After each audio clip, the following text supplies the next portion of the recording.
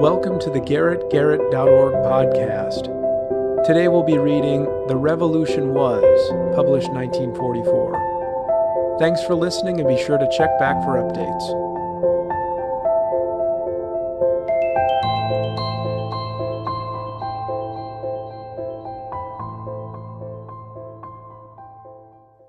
The Revolution Was.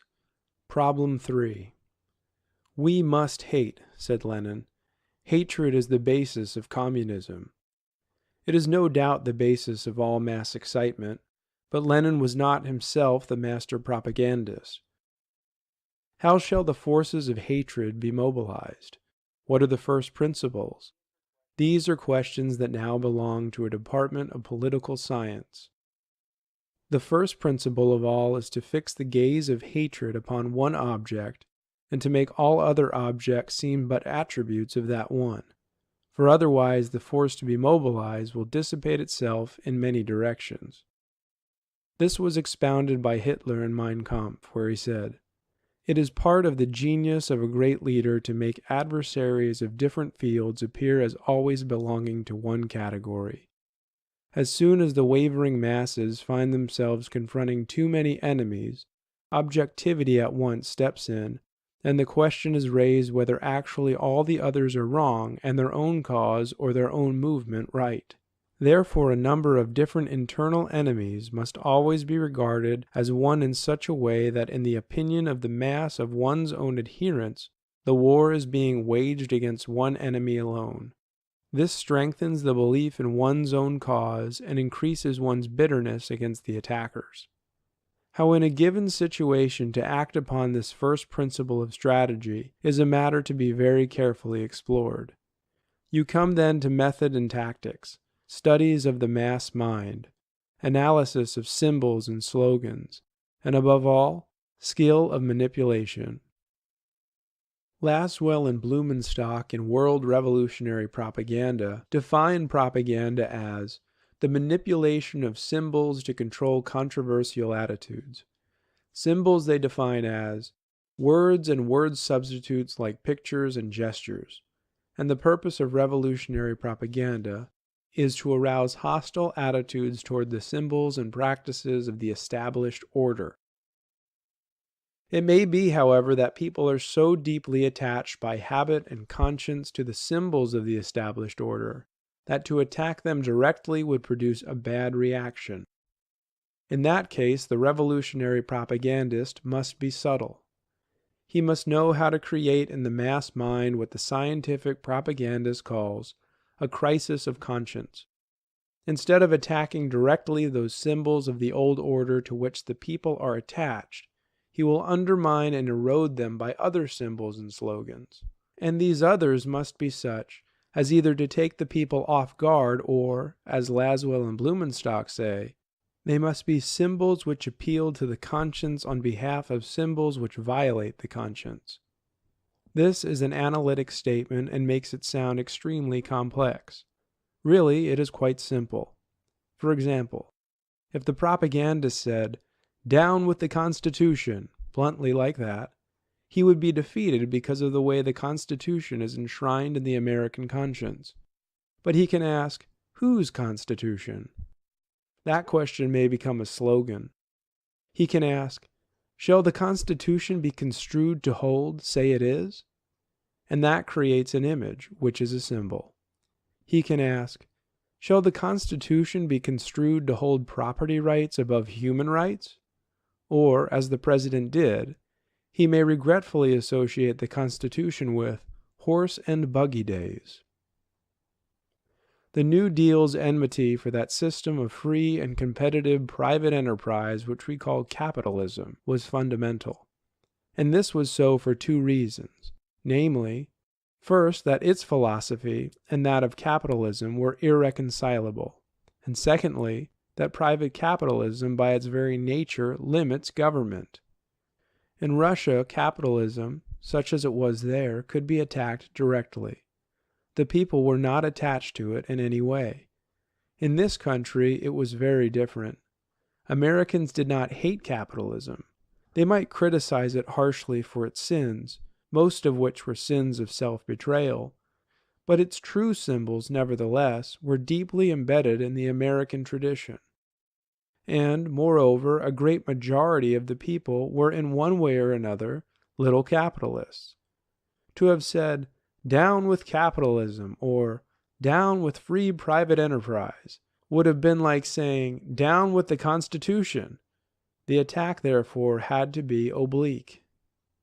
In his first inaugural address, March 4, 1933, the President said, "Values have shrunk to fantastic levels. Taxes have risen. Our ability to pay has fallen. The withered leaves of the industrial enterprise lie on every side. Farmers find no market for their produce. The savings of many years and thousands of families are gone. More important, a host of unemployed citizens face the grim problem of existence, and an equally great number toil with little return. Yet our distress comes from no failure of substance. Nature still offers her bounty. Plenty is at our doorstep, but a generous use of it languishes in the very sight of the supply. Primarily, this is because the rulers of the exchange of mankind's goods have failed. They have admitted their failure and have abdicated. Practices of the unscrupulous money changers stand indicted in the court of public opinion, rejected by the hearts and minds of men. They know only the rules of a generation of self-seekers.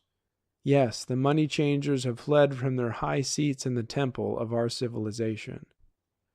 We may now restore that temple to the ancient truths. The measure of that restoration lies in the extent to which we apply social values more noble than the mere monetary profit. There was the pattern, and it never changed.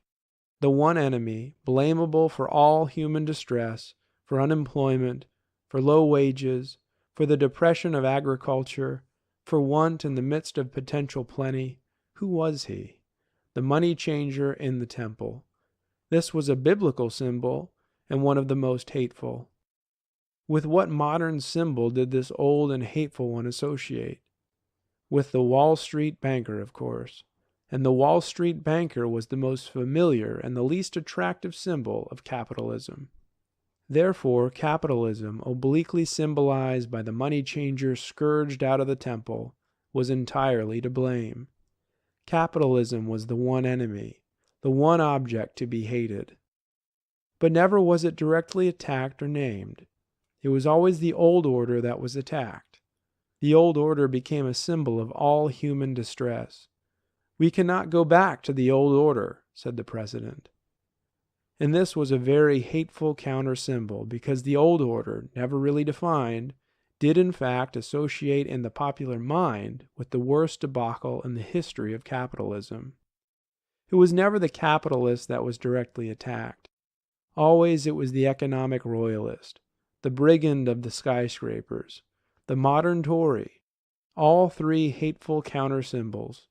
The true symbols of the three competitive systems in which people believed were severely let alone. The technique in every case was to raise against them counter-symbols. Thus, against the inviolability of private property was raised the symbol of those who would put property rights above human rights. And against all the old symbols of individualism and self-reliance was raised the attractive counter-symbol of security. To bring hatred to bear upon the profit motive, there were two techniques. One was to say, as the President said in his first inaugural, that social values were more noble than mere monetary profit, as if in any free scheme you could have social gains without plenty of mere monetary profit. The other was to speak only of great profits, as if in a free profit and loss system you could have little profits and little losses without big profits and big losses. It is not unnatural for people to think envious thoughts about large profits, and envious thoughts are easy to exploit, as every demagogue knows. But no government before the New Deal had ever deliberately done it. In a homecoming speech to his Dutchess County neighbors in August 1933, the President explained why it had seemed necessary for the New Deal to limit personal liberty in certain ways. It was to make all men better neighbors in spite of themselves. And as if this were no new thing, he said, Many years ago, we went even further in saying that the government would place increasing taxes on increasing profits, because very large profits were, of course, made at the expense of the neighbors and should, to some extent at least, be used for the benefit of the neighbors.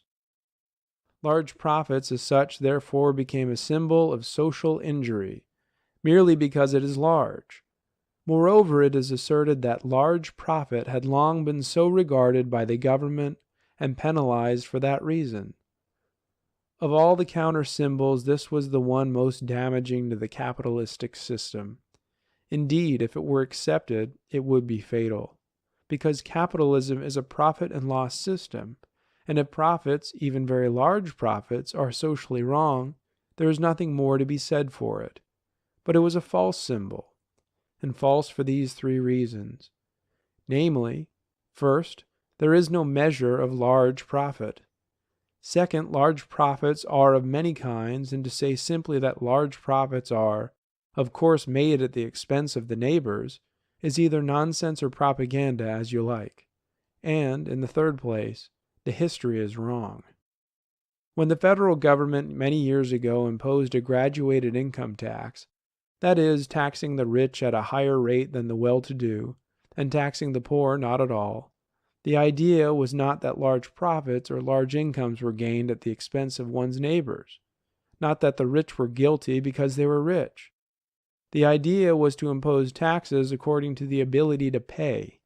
The well-to-do could afford to pay more than the poor, and the rich could afford to pay more than the well-to-do, and that was that. What made it all so effective was that this was the American people's first experience with organized government propaganda designed to arouse hostile attitudes toward the symbols and practices of the established order. And that, if you will remember, was the most precise definition of the revolutionary propaganda that Lasswell and Blumenstock could think of in their scientific study of world revolutionary propaganda. Thanks for listening today. Please remember to visit our website, garrettgarrett.org.